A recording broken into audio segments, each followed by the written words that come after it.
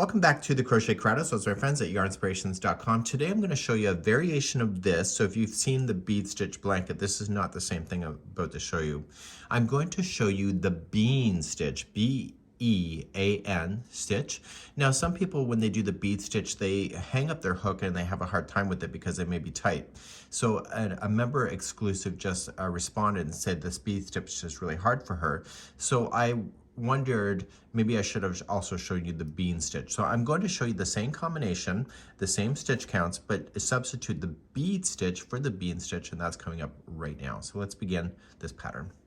So the stitch counts don't change, and it's either chaining of 96, I'm just using some locally spun yarn here, or if you'd like to change the size and the hook or the yarn, it's in multiples of 2. So 1, 2, 1, 2, 1, 2, 1, 2, 1, 2. So do a chain that you would like to do, and then I'll show you row number 1.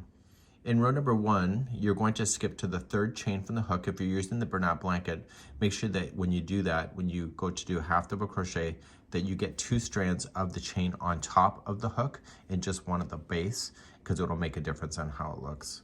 So you're going to pull through and then pull through all 3. So the chain that you just jumped over, it doesn't count as a stitch, it's just a builder, and then you're just going to continue to half double crochet yourself all the way across. So please half double crochet across your chain. So you're going to get all the way to the end, you're just going to go into your last stitch and you're good to go. So now you turn your work and let's begin row number 2. So let's show you row 2, and you're going to chain up 2, doesn't count as anything, and in the very first one you're going to double crochet in. Okay, so that's normal. To start then the remaining of the row, you're going to double crochet in the next. I'm going to demonstrate to you what the bead stitch is, and you can determine if the bean stitch or the bead is better for you.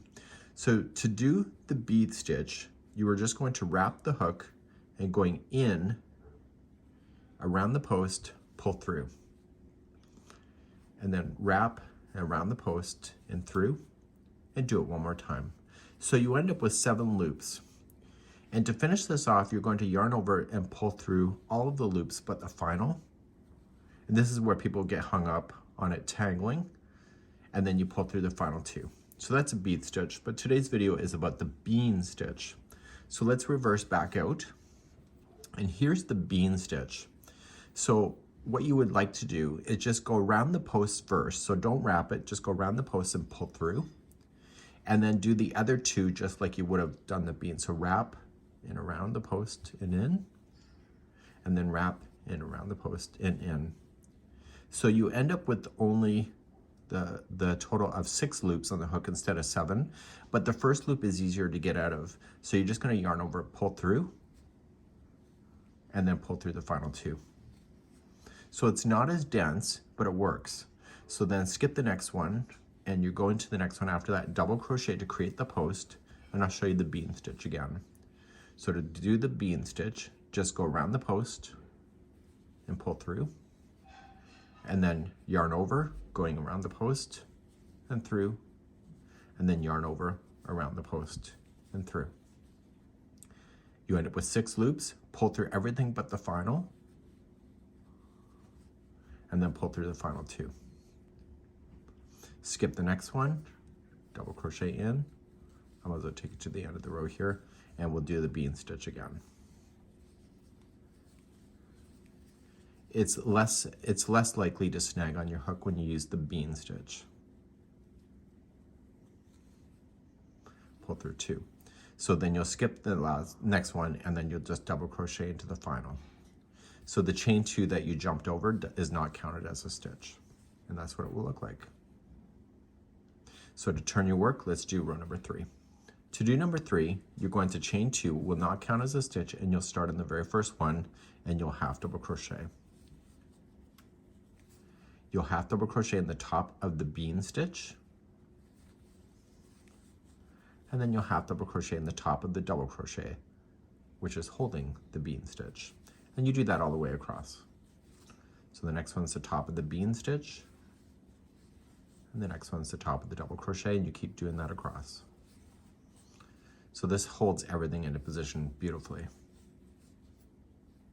And then when you get to the last one, right here, you're just going to half double crochet. So let's turn your work and let's do another row of the bean stitch just to demonstrate one last time. To do the bean stitch, you're just going to chain 2, doesn't count as anything, and just double crochet in the first, and then double crochet in the next.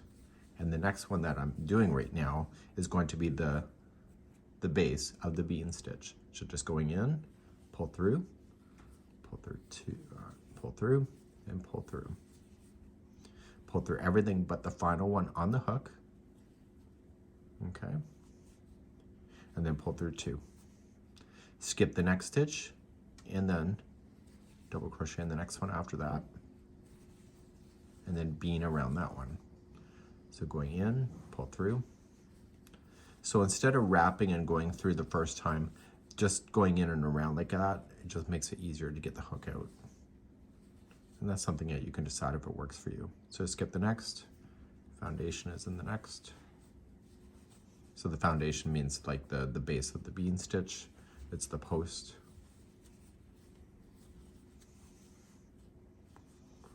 And then you skip the next one and you double crochet into the end. So then you'll just turn your work and you'll do your half double crochet across, and you just keep going back and forth, and you finish on a half double crochet row. And the blanket is a total, you want to go 60 inches in the height, and if you want to add the tassels you can. So this is a great alternative from doing the bean stitch to instead of using the bead stitch as it says in the pattern. You decide what works for you. You are the artist at the end of the day.